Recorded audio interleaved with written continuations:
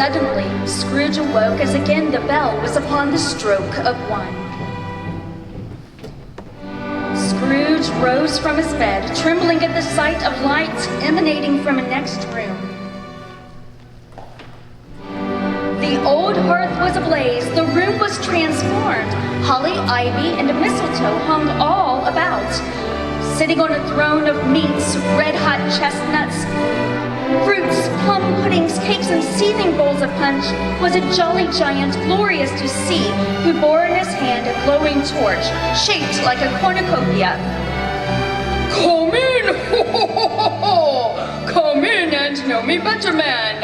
I am the ghost of Christmas present, boomed the cheerful spirit, who was dressed in a green deep robe bordered with white fur. Spirit, said Scrooge submissively, I went forth and learned a lesson. Tonight, if you ought to teach me, let me profit by it. Touch my robe! laughed the ghost.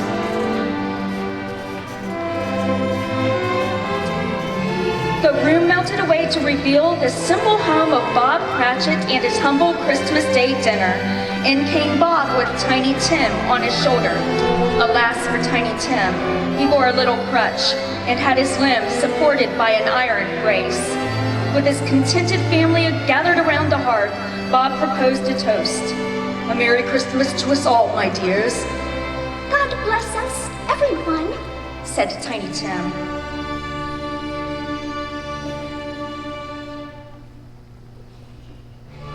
Scrooge quietly asked, with an interest he never felt before, Spirit, tell me if Tiny Tim will live. I see a vacant seat in the fore chimney corner, and a crutch without an owner, carefully preserved. If these shadows remain unaltered by the future, the child will die.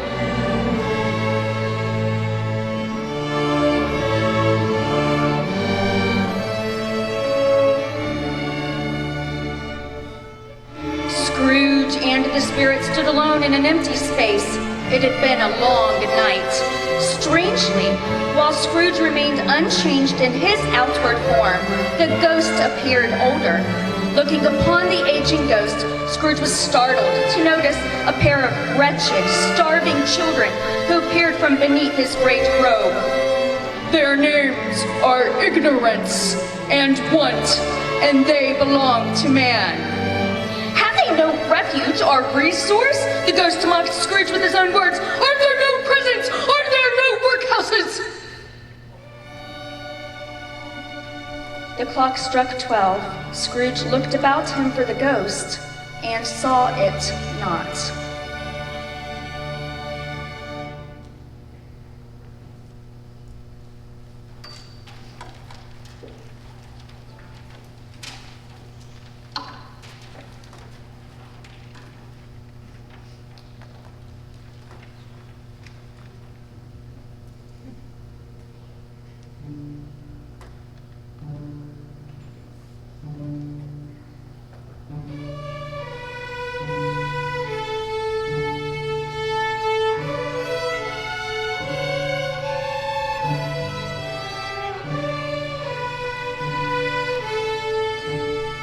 At the last stroke of midnight, Scrooge beheld a solemn phantom, darkly draped and hooded, coming towards him like a mist along the ground.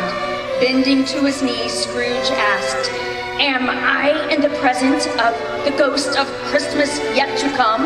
The spirit answered not, but pointed downward with an outstretched hand.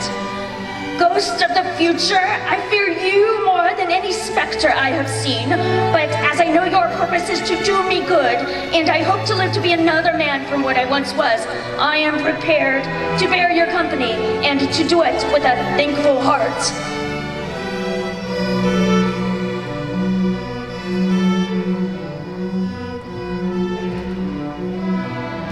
The phantom moved away as it had come, and Scrooge followed in its shadow, which bore him up and carried him along. With that, the city seemed to spring up and encompass them of its own accord, and they stood before the stock exchange, where a cluster of men were carelessly discussing the death of a rich business acquaintance. it's likely to be a very cheap funeral. For upon my life, I don't know anyone who would ever go to it, said one with a yawn. I don't mind going if lunch is provided, observed another with a laugh, a cold, aloof, and unforgiving laugh. They left the busy scene and went to a foul and narrow part of town, to a dingy, filthy pawn shop. The rascally owner, Old Joe, and some shady characters bartered over a collection of personal belongings stolen from some dead man. Scrooge was shuddering from head to foot. Spirit, I see. The case of this unhappy man might be my own. The ghost spread its dark robe before him like a wing, and withdrawing it revealed poor Bob Cratchit's home once again. This time, it was very quiet. The Cratchit family was gathered tenderly by the fireplace, but Tiny Tim was missing, gone. His little crutch lying as a memorial upon the mantel. Scrooge was moved with compassion. Pondering the scenes of the night, he asked the ghost, "Tell me, spirit, who was the dead man whose things were bartered, and about whom the men laughed?" In but a misty moment, he found himself in an overgrown, weed-choked churchyard. The spirit stood among the graves and pointed down to a neglected tomb. Trembling, Scrooge crept toward it, and following with his finger, read upon the gravestone his own name, Ebenezer Scrooge. Shaking and clutching at the spirit's robe, Scrooge cried out, "Spirit, hear me! I am not the man I once was. I will honor Christmas in my heart and try to keep it all the year. I will live in the past, the present, and the future. The spirits of all three will strive within me. I will not shut out the lessons that they teach. Oh, tell me that I may sponge away the writing on this stone." Mysteriously, the form began to shrink. Wide-eyed, Scrooge watched as it collapsed. It became ever smaller, dwindled down, and transformed into a bedpost. Yes! And the bedpost was his own. "I will live in the past, the present, and the future," Scrooge repeated as he scrambled out of bed. "The spirits of all three shall strive within me. Oh, Jacob Marley, heaven and Christmas time be praised!" Scrooge's heart swelled. He opened the window and, laughing and crying in the same breath, began to shout, "A Merry Christmas to one and all!" He called downward to a passing boy, promised a shilling and a half-crown to deliver a huge Christmas turkey to the Cratchit house. Scrooge dressed himself in his best, then went out upon the street, greeting everyone he met with a good-humored and delighted smile. He happened upon the portly gentleman who had been collecting for charity the day before. He offered his deepest apology for his previous behavior, and he pledged a huge donation. Scrooge then found himself at Fred's door and, knocking, asked if he could come to dinner. It was a wonderful party with wonderful games, wonderful unanimity, wonderful happiness. But the next morning, Scrooge arrived early at the office to catch Bob Cratchit 18.5 minutes late in his arrival. Feigning anger, Scrooge began to scold Bob and then suddenly laughed. "Ha! A Merry Christmas, Bob! A merrier Christmas, my good fellow, than I've given for many a year. I'll raise your salary and endeavor to assist your struggling family. Make up the fires, Bob, and buy another coal scuttle before you dot another I, Bob Cratchit."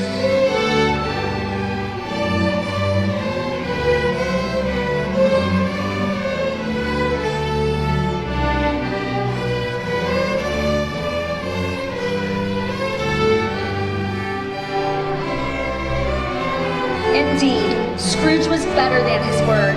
He did it all, and infinitely more. And to Tiny Tim, who did not die, he was a second father.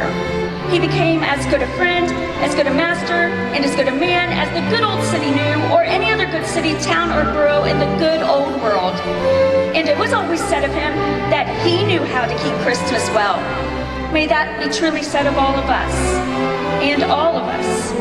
And so, as Tiny Tim said, God bless us, everyone.